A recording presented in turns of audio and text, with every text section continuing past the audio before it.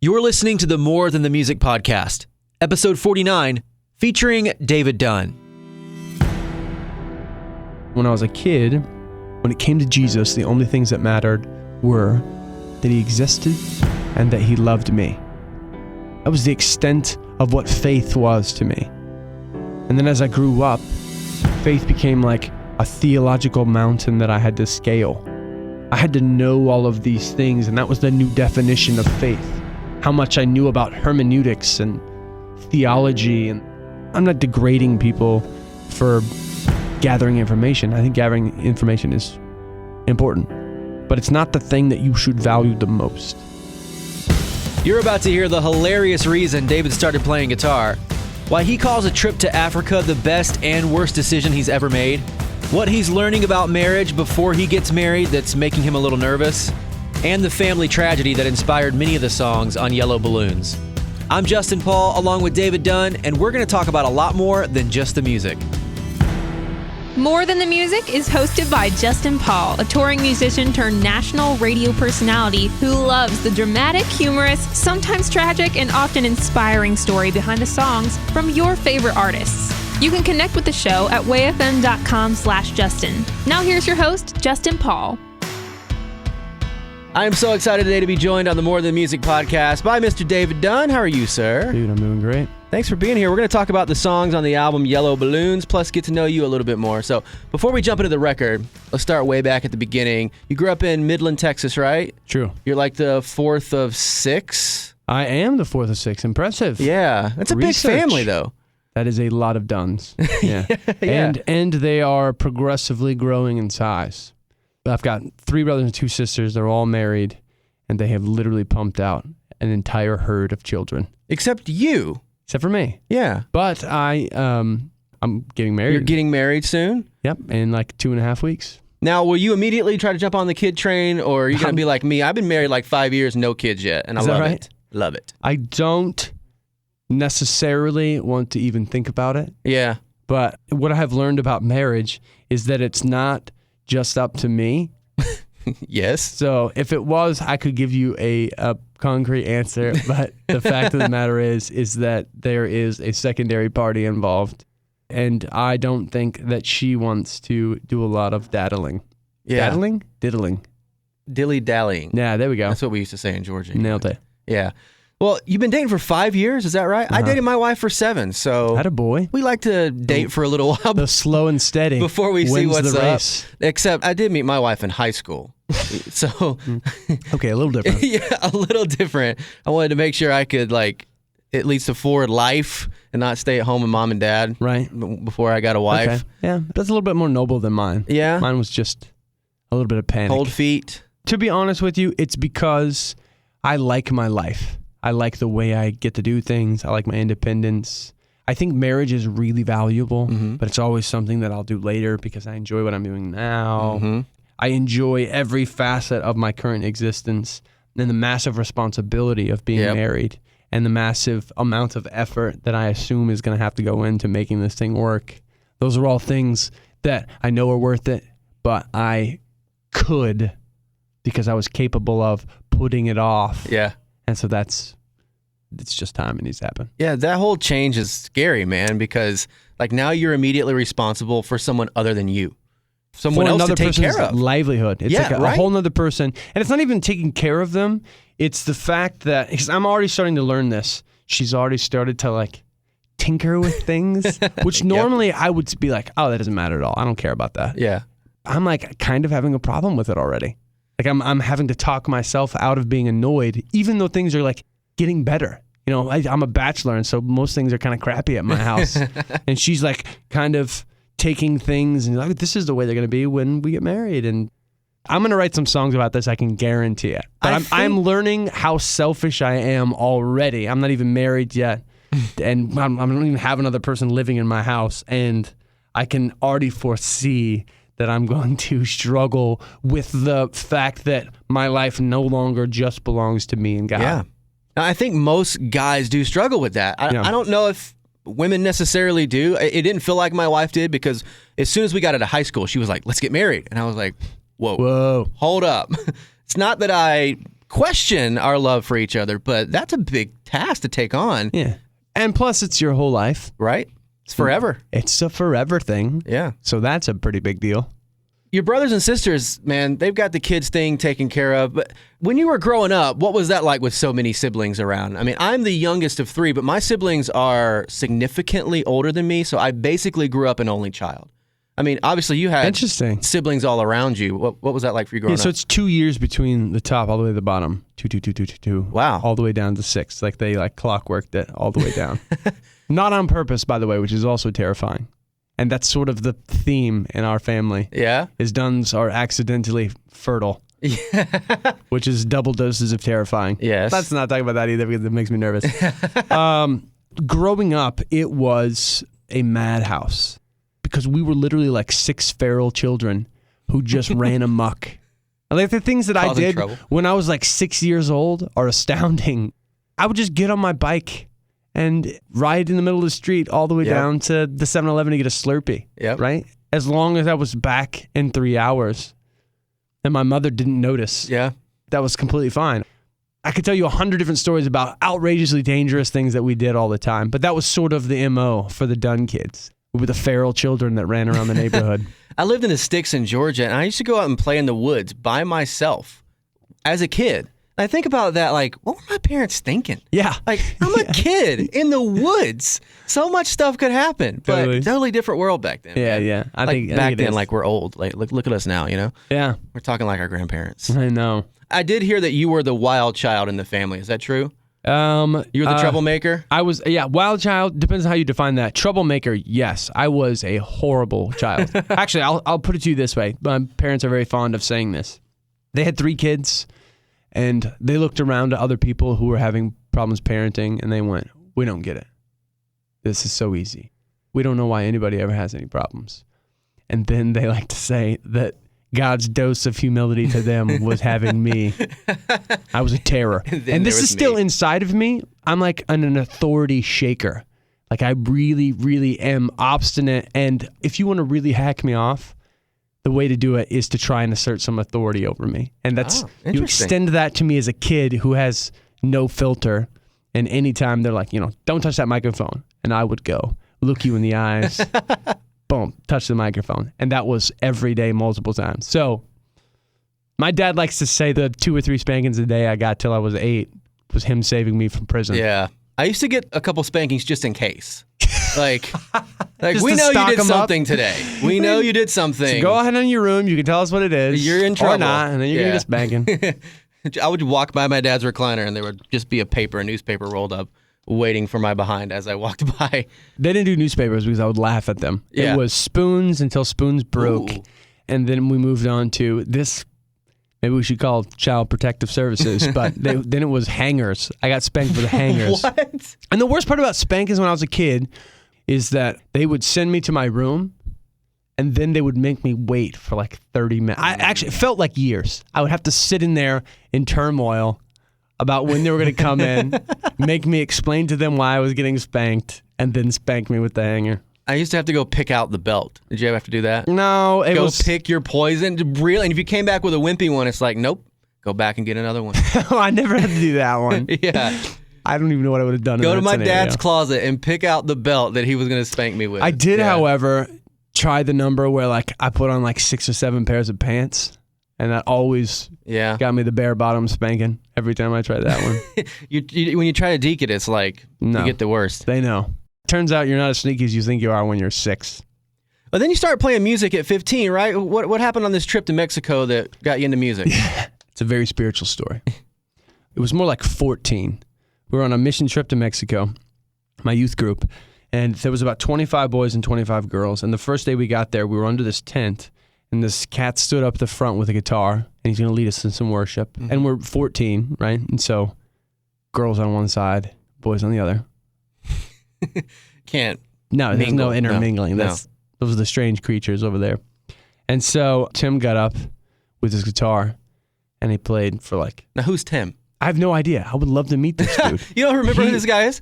He's the reason that I do music, and I would love to bump into this guy. But he was like one of the 3 guys that worked there all summer. We were only going to be there for a week. So he was like a counselor. You go to like a kids camp and the counselor, he was a college kid who was just there. And so Tim was the one that was going to lead worship, and he stood up with the guitar and he played about half of this worship song, and I was sitting there listening, and I was like, this is pretty good. And I take a look over to my left where all the 14-year-old girls are sitting, and every single one of them just wide-eyed, drooly-mouthed. And right then and there, that's when the Lord called me to do music as a vocational. The look on those girls' faces was like, I want to do music forever. It's very spiritual, I told you. Yeah. I think, now I've told that story a couple times, and I've talked to other people, I would challenge any male that does music that says that it was not one of the determining factors. Which, by the way, it works much better in theory than in practice. Yes. But the idea when you're younger is you do music and the chicks will dig it. Yeah. I was the drummer, and everybody loves the drummer. At least that's what I thought in my head. Why did you start doing drums? Well, I don't know if it was for girls. Oh, you haven't done an introspective look. But I can't sit here and say that the attention wasn't nice. Yeah. Can you sign this drumstick? Yes, I can. Sure. It's my first gig ever, but I will. Yeah, exactly. It sounded terrible, 100%. but I'll sign that drumstick for you. Yeah. Yeah. Growing up with 5 siblings, 3 brothers, 2 sisters, I mean, did you guys get along, or were you like fighting on road trips, family vacations kind of stuff? Yes. Yeah? All of that. For me specifically, I told you about my authority issues, which still persist to this day. When you're in a big family like this, anybody who is in a big family knows this, there's a pecking order. There's whom sets the rules, who tells who what to do. And usually it's oldest boy. In our family, it was oldest boy. He was the undisputed rule setter. And then number 2 wasn't the second boy. It was the first girl. It was king and queen, them two. And then my second brother, he is really smart, but he was very unathletic and not real good at the physical aspects of anything. And so me and him had a little bit of a rub because I was vying for his spot on the pecking order. Basically, all of the turmoil that happened in our family revolved around me. That's what I'm about to tell you. My younger sister was also vying for my spot, right? And that was the real rub, is we actually had a kind of a fractured relationship. I have a couple songs about that, actually, because she was vying, she was trying to assert authority, and I was resentful. And so it was like a 2-year period in high school to where I don't have anything to do with my younger sister.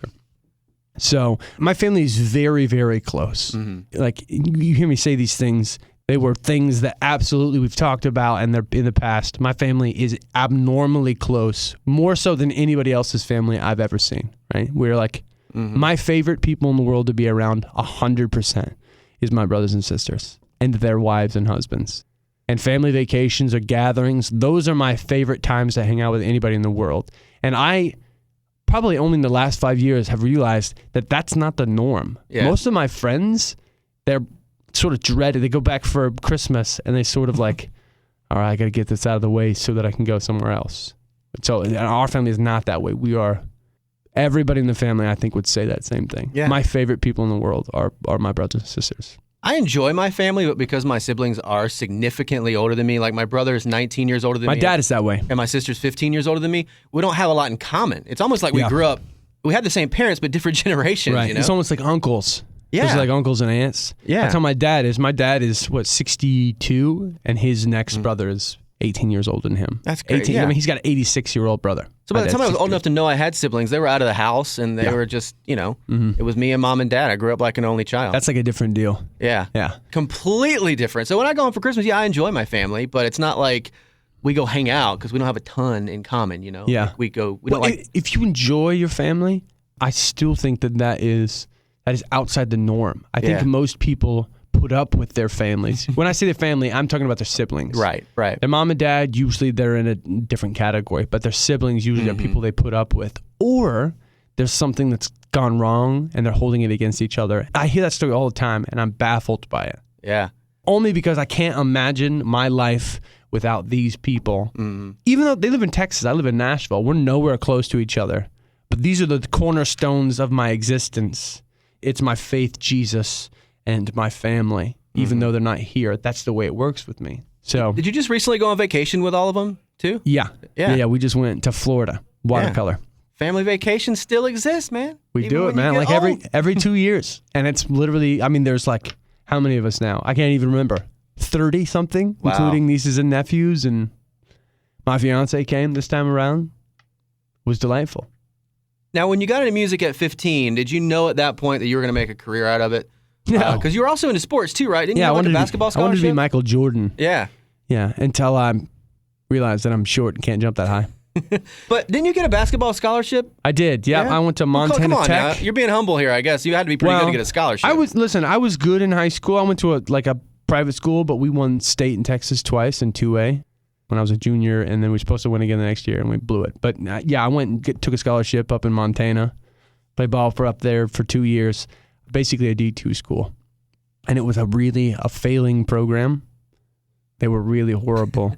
And subconsciously, I wanted to go somewhere that had a poor program that really needed me because I wanted to be a big fish like I was in high school. And the issue with that is that I went to college to play basketball and I was a massive disappointment to everybody that was there. For like sports, it was really because I was a head case. I was really good when I had the ball in my hand and I could score it, but I had no idea how to play with a team. And that turns out that's a big deal when you play basketball. Team sport, yeah. So I did 2 years there and then I quit and came back to Texas. And then you went to Texas Tech to be an engineer, like totally different. Well, I did engineering in Montana as well. Yeah. So I was just continuing my Totally education. different from music, though. So you were pretty set on being an engineer. Obviously, you went and got a college degree for it. You know what? I was just talking to somebody about this yesterday. I'm from Midland, Texas, which is the middle of oil country. And so when it came time to choose a degree, I don't recall ever even having a conversation about what I was going to do. It's just what people did is petroleum engineering. I have a vague recollection of being like, Dad, what should I do? And him being like, what do you want to do? And me going, I don't know. And he goes, well, you should do engineering because you can do a lot of things with engineering. And I went, all right. I think that was the extent of my decision-making tree. Yeah. Yeah, and then once you get into it, if you change, anybody who's been in college knows, if you change majors, it costs you a whole bunch of money, and you wasted a whole lot of time doing whatever it was you were doing before. So I don't think I would have done that anyway, but I don't know if I really ever wanted to be an engineer. I liked it. Yeah. I didn't have any friends except for my basketball team because all I ever did was study, play basketball. Well, I was and about to say, it. it's not like you wasted your time just getting whatever degree. I mean, you were actually an honor student. You studied hard for that degree. Yeah, I made pretty good grades in college. I mean, you obviously were playing music in college, but what made you go, no, I'm not going to do the engineering thing. I'm going to do music. I started writing and did like a really terrible recording when I was in college, and my friends were sweet enough to buy it. So that was kind of the kickoff for me as I went, oh, people will actually listen to what I'm doing. So when I graduated, I literally had a choice between kind of this normal route, going and working for Chevron, right? Or making a lot of money here, or going and doing music and choosing to value money less and define success differently. So that was what I was juggling between. And the truth of the matter is, I like engineering. I do. It's not like I was choosing between something I didn't like and something I liked. I liked both of them.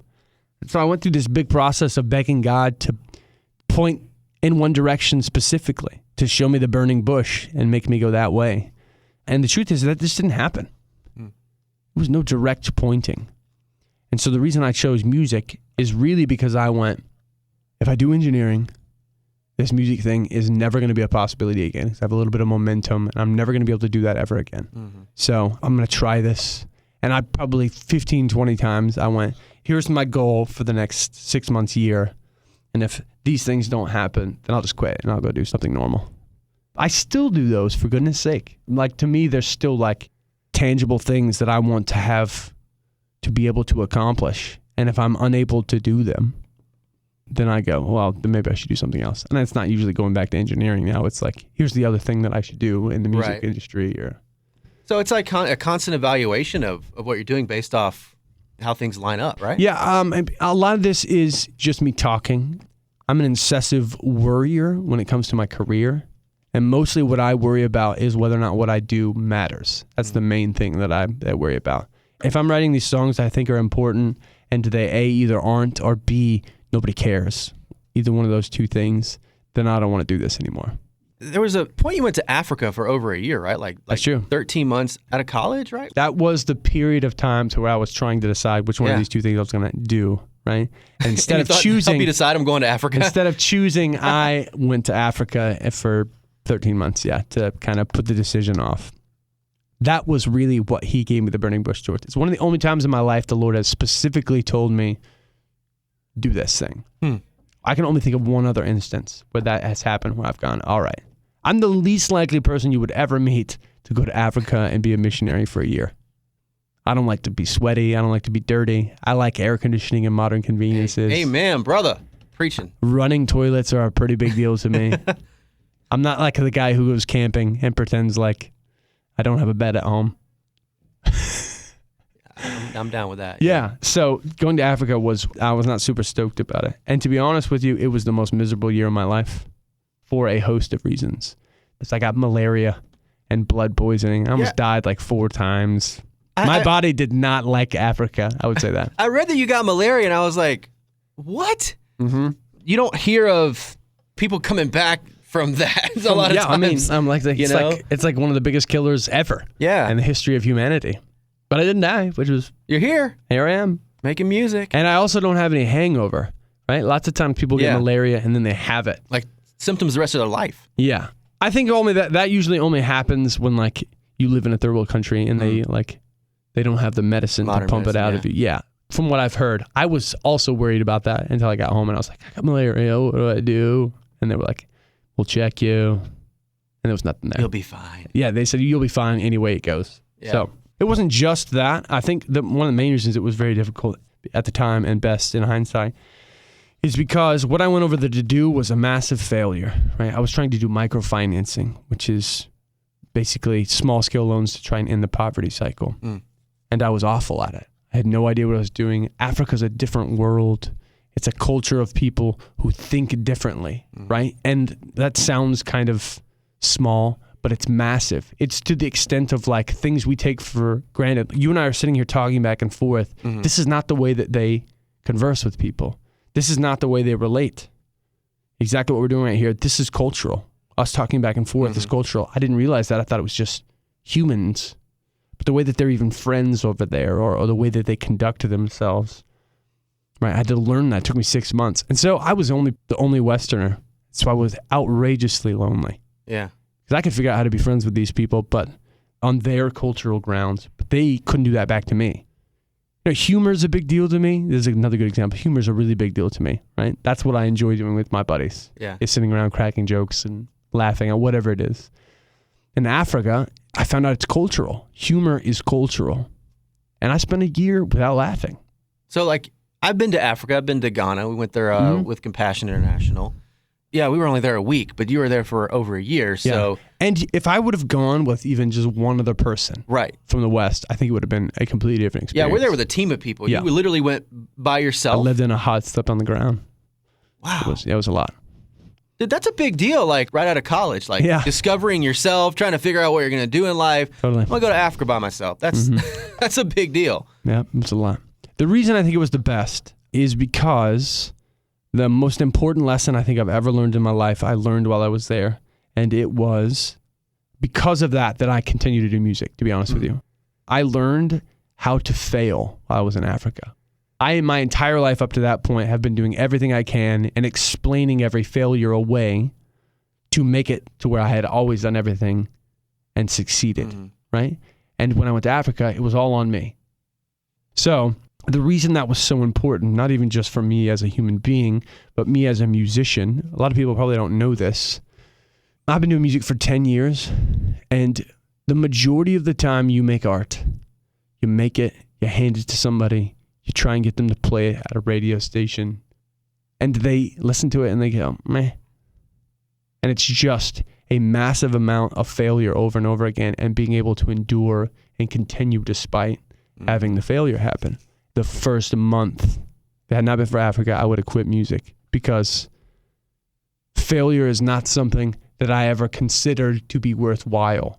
And if it didn't work really quickly, all right, no big deal. We're going to go over here. I don't want to continue to slob myself through this. Yeah. So really valuable lesson. Now in hindsight, I'm positive. For a long time, I was angry at God because you made me waste a year of my life, and I didn't help the continent of Africa one iota. why did you make me do that? And I think in hindsight, I probably didn't help Africa any, but Africa was really, really good for my soul. Mm-hmm. Talking about making art and everything, I heard Natalie Grant put it this way. She's like, you pour your soul into an album, and this is like a piece of you, and then basically what you're saying is, here, judge me. Yeah. And sometimes you don't get the response that you want to hear back off your piece of art. It's not even sometimes, it's most times. Yeah. It's that it's a whole lot easier for somebody to say, meh, than it is for them to go, oh, that's amazing, right? And it usually doesn't take the form of somebody going, this is the worst. Yeah. It's usually like, I'm not interested. That's usually what it is. Yeah. And you just bore your soul in this piece of art. It's even like, this is the best I can do. Yeah. And them going, it's not good enough. Yeah. That's what art that you're trying to expose to people is, because it's opinions. Mm-hmm. And what you do is or is not the best thing.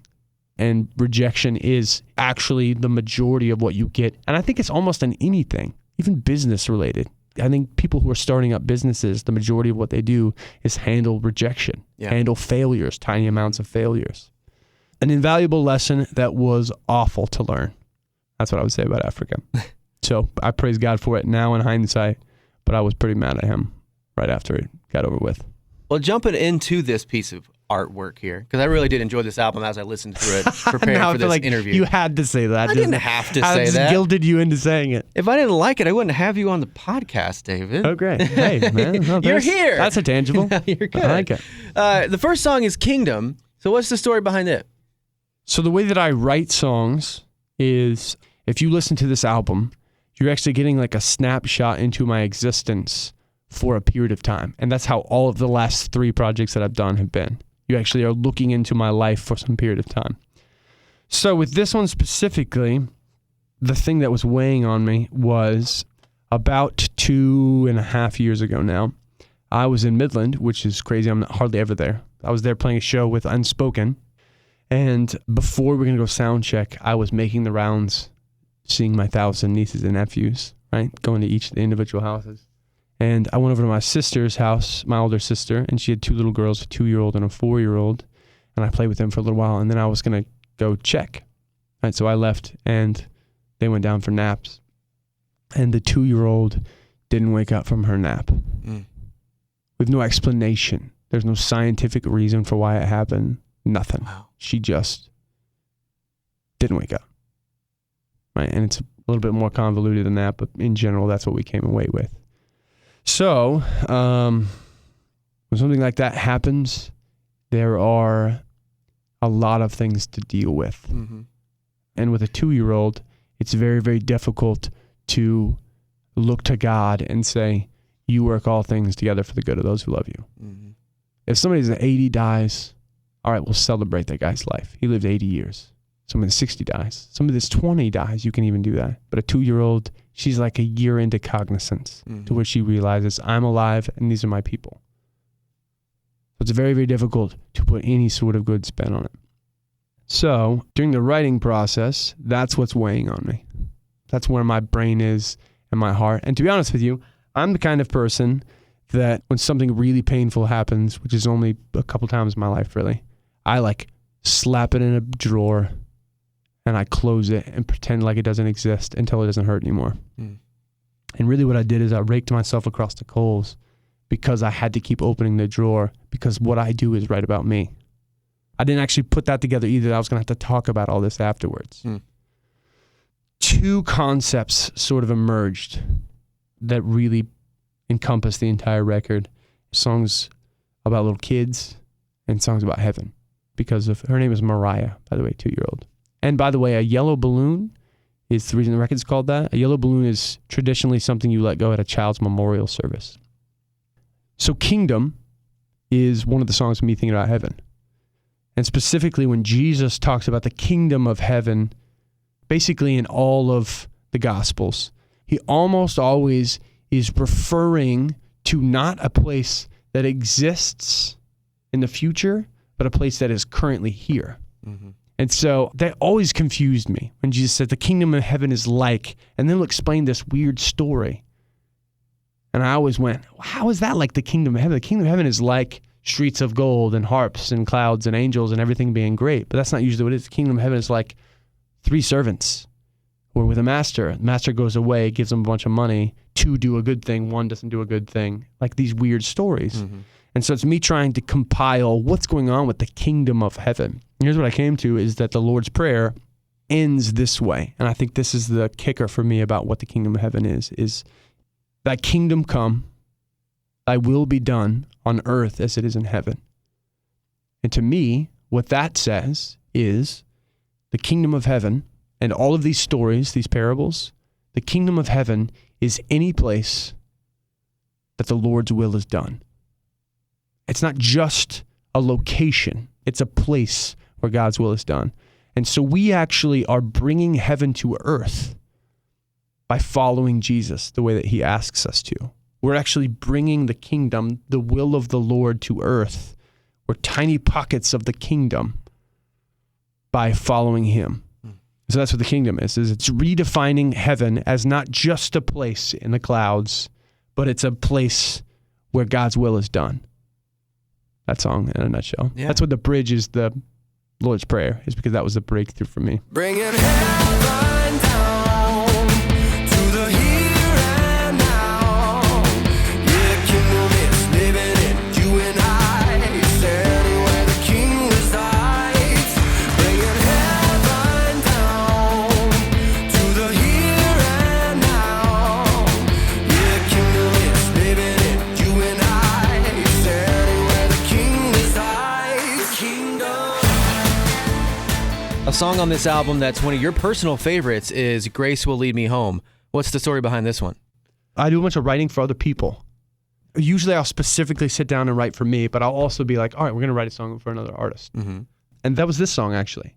But I still have to write about myself because it's just what I do. And so it still ended up being a song about heaven and me thinking about heaven and my 2-year-old niece being up there with God. It's not a song that I would typically put on a record, to be honest with you. Not because I don't like it, but it's less of a here's what's going on in my life, and it's more of a upward praising God song, which is great. But I tend to go, here's me, here's God, here's how we interact. So I turned it into the people who helped me pick the songs to pitch to this other artist. Yeah. Right? And they went, this is perfect for your record. And I went, what? This is it fits perfectly for what the rest of the record is like. That's why I went, yeah, that's right. Okay. Actually. Yeah, it's a song about heaven and it's straight on board with the rest of the record. So I love that song a lot, but I'm always surprised when I look at the title tracks and it's on there. Grace will lead me home. Grace will lead me home through every trial I have gone. Only your grace will lead me home. Lead me home. In general, you just love music. I hear you're like always writing songs. Like anything around you is inspiration. Mm-hmm. And at any given moment, you might find David Dunn writing a new song. You usually won't find me writing a song. Or you just go off somewhere. You will find me pick up my phone. You'll be talking, and you'll see me pick up my phone and write down something that you just said for me to go and chew on later. That is a lot like radio, because I do that all the time. Because what we talk about here is life, and so my wife, she just knows. Like if she says something and sees me reach for my phone, she's like, "Oh, you're gonna use that on the air, aren't you?" It's like she just knows it by now. So that's so. And I have like just running notes in my phone of just. I would have never thought that. Actually, random ideas, random thoughts. That reminded me of this. Oh my goodness, I did that this weekend, and it was the stupidest thing. I should put it in my phone. You know, that's inspiration for us too. How funny! It's crazy. That's awesome, man. Yeah. So you're constantly just have like running notes in your phone of just random ideas that eventually become songs? I do. Actually, even just this morning.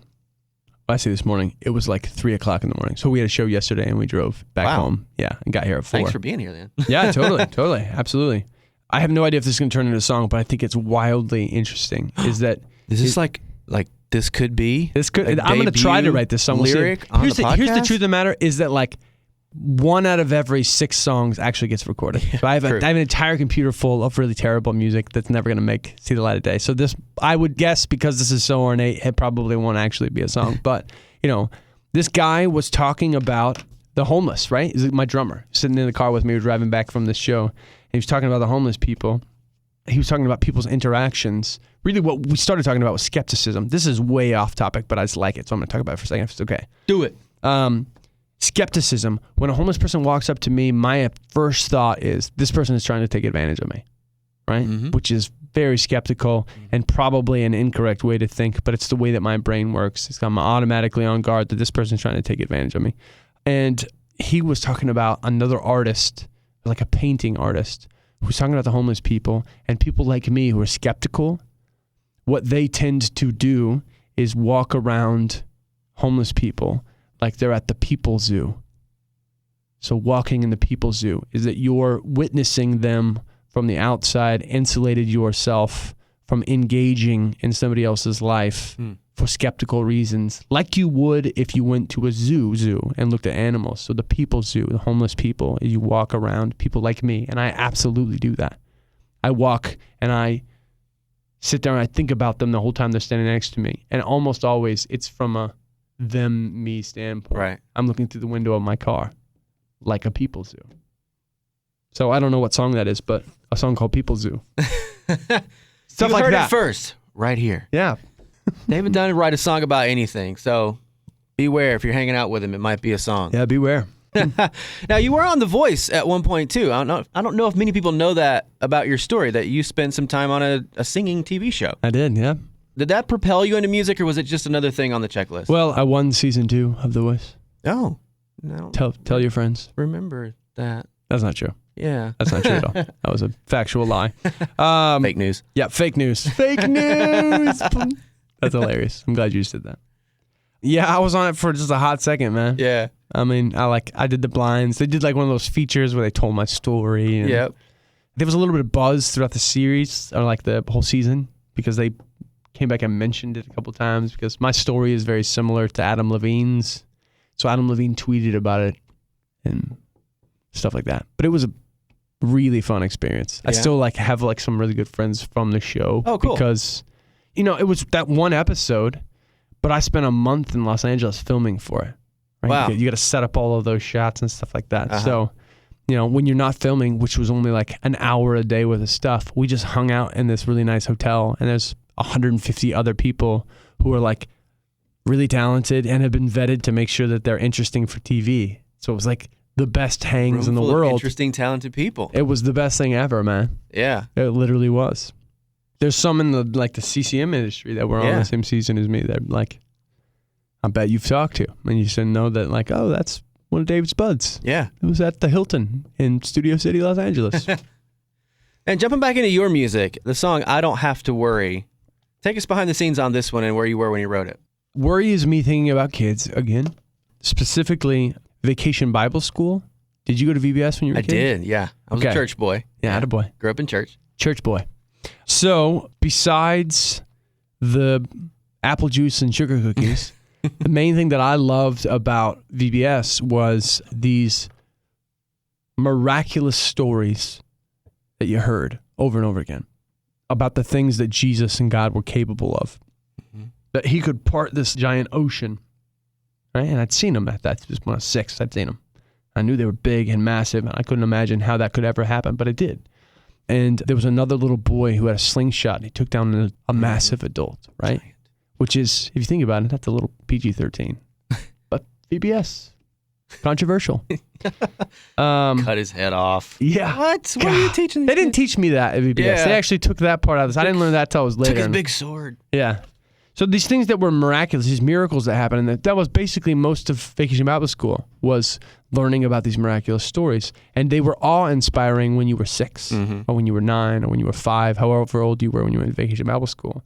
But as we grew up, they became less miraculous. Not because the stories aren't crazy, but because you heard them all the time. If you're a church boy, you know what I'm talking about.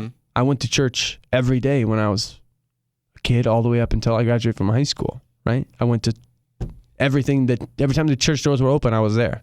So I heard all these stories countless times, And they went from being miraculous to being mundane because I'd heard about them a lot, right? And that's the way that miracles go. You know, a normal example is birth. Birth is miraculous. That is a miracle. That's outrageously miraculous. Mm-hmm. Every facet, anything you want to talk about with birth, that's miraculous. But the truth is that a lot of people have been birthed. Yeah. And so it's much less awe-inspiring because we have all seen it, done it, been there, done that, right? And so we tend to think about it as that's just a part of life, but it's miraculous. So I don't have to worry. I am a worrier, right? I worry about, with my career, I worry about whether or not what I do matters is the biggest thing. Am I just putting things out into the world and it doesn't matter that I'm doing them? Mm-hmm. That's like a thing that weighs on me really every time I do anything when it comes to music. If I play a show, that's what I'm worried about. Is me being here and singing to these people making a difference in anybody's life? Does it matter? Right? So that's what I worry about. I think a lot of people worry about their kids. That's like the main thing, is that they go, these are all the things I'm doing with the kids. What if I'm doing something wrong and ruin their lives? Or what if I do everything right and they still go to jail? Right? There are things to worry about, and I get it. But really what you are doing when you worry is that you are saying, God, you are not powerful enough for that thing, whatever it is. It's really actually makes no logical sense to worry. It doesn't change anything. Mm-hmm. There's tons of verses in the Bible that say that almost verbatim. Who by worrying will add 1 cubit to his stature? No one. Worrying accomplishes nothing except for making yourself miserable. Yep. And we do it anyway. By worrying God, we are claiming that he is not powerful enough to control our existences for us. And so it's insanity. And so worry is me telling people to stop it and reminding myself that I'm an idiot for doing it.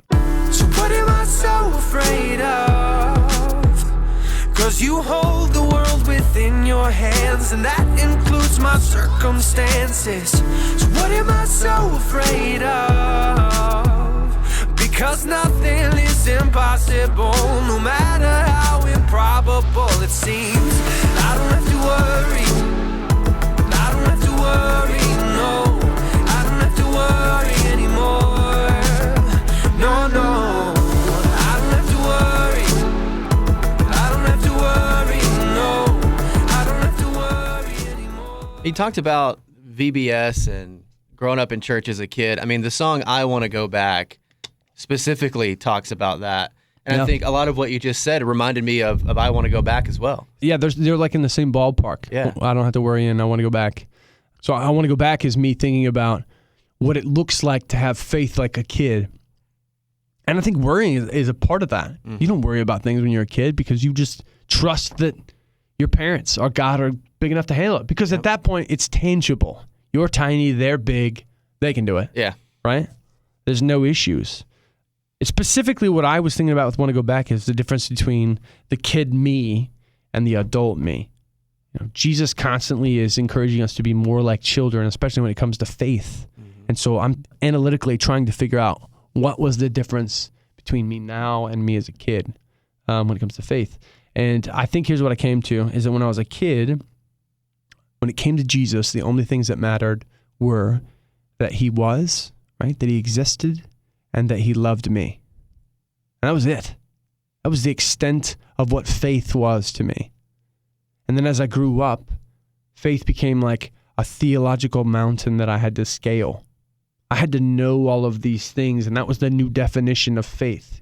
How much I knew about hermeneutics and theology and the, free will predestination debate. These are all the things I could compile, and this is my new version of faith. And I just think, I'm not degrading people for gathering information. I think gathering information is important, but it's not the thing that you should value the most. The thing that you should value the most and the thing you should hang your hat on is the same thing that you hanged your hat on. Hung your hat on when you were 6. And that's that Jesus is, and that he loves you. And the rest of the stuff is icing on the cake. Value the correct things.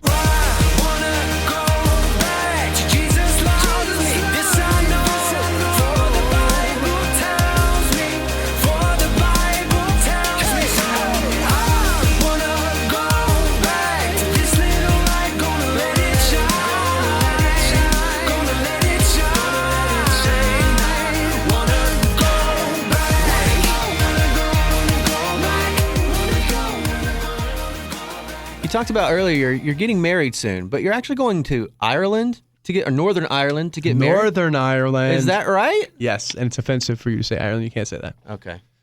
I didn't know that either until I'm engaged to a Northern Irish girl. Is she an immigrant from Northern Ireland? Technically, she's like a dual. So Okay. she mostly grew up in the United States. Got it. You would never, like, she doesn't have an accent. She talks like Oh, every other normal. I wanted like cool, like Northern Ireland That's her dad. accent. Her Yeah. dad is like, "Oi, my name is John Brown, Lucky Charms. Oi, what do you know?" Like that. I'm sure he sounds just like that. Yeah, yeah. I mean, Yeah. bro, it, like, if you don't smile when you talk to John Brown, something's wrong with you. But her whole extended, that side of the family, still lives in Northern Ireland. They're all still there. Oh, that's awesome. So she wanted to go to. If you can't tell, I Celebrate have with a them. bit of Irish descent. You look a little bit Vikingish. Yes, this pale skin and this red beard. Yeah, it's sort of like Norwegian is what I would have guessed. Oh, Denmarkian. yeah. My dad's side of the family, somewhere along the line, was from Ireland. I haven't done the Ancestry.com thing to know, Right. but yes. Oh, you want to hear something that doesn't have anything to do with anything, but I think is fascinating? When people say they're Scotch-Irish, somebody's going to call me on this now. I haven't actually Googled this. I was told this by her parents. Irish, No, I believe Northern them. Irish. I can believe When them. people say they're Scotch-Irish, which my dad has been saying for years, he's Scotch-Irish. So I'm Scotch-Irish. There is no Scotch-Irish. It's not a mixture of Scottish and Irish. No. They're saying they're from Northern Ireland. Scotch-Irish is Northern Irish, but for some reason they started saying Scotch-Irish. It's actually just Northern Irish. So if you are Scotch-Irish, whoever's listening to this, you're from Northern Ireland, or you hail, your ancestry hails from Northern Ireland. Been getting it wrong this whole time. And it probably means that just like my heritage, your family were criminals too, who were sent to America. Dude, I am so grateful you took time out of your busy schedule. You're hitting the road soon. I mean, you got to run a shows and then you're getting married. So thanks for taking the time to sit down with us and chat. Dude, thanks for having me. Before I let you go, someone told me that when you were on tour once, you split your pants on stage. So wear some good pants on this next run of show, okay? I will neither confirm nor deny. Yeah, get you some good pants. I'll get some sturdy this ones. run. Yeah. Deal. Thanks for being here, David. Yeah, man, my pleasure. Thanks for listening to the More Than the Music podcast, episode 49, featuring David Dunn. You're hearing this right now, so you've made it to the end, and that means you love the show. So would you consider sharing it with your friends on social media? Any Facebook, Instagram, or Twitter share only helps more people hear the amazing stories behind these songs. I also love hearing from you too. You can email me anytime at justin@wayfm.com or just leave me a 5-star review inside iTunes. Roadrunner ATC left this review. This music speaks to so many of us in different ways, and this podcast is proof that the artists have life experiences like the rest of us. It takes our worship up a notch to know that God has worked in others' lives and is always working in our own lives. It is refreshing to hear the stories of Christian music artists. Thank you so much for your 5-star review and comment. If you want to connect with the show, you can find links to my Facebook, Instagram, and Twitter, plus even have a chance to win an autographed copy of David Dunn's CD, Yellow Balloons, that was featured in this episode at wayfm.com/Justin.